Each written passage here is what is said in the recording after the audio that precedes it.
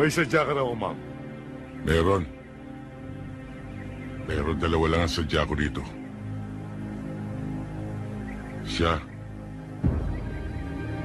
At yun.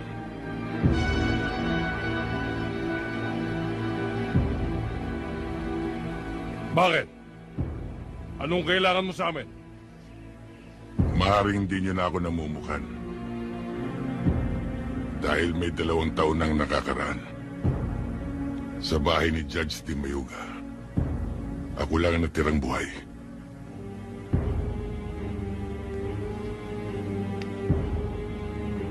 Kaya yung mga naririto na hindi kasama lumayo na.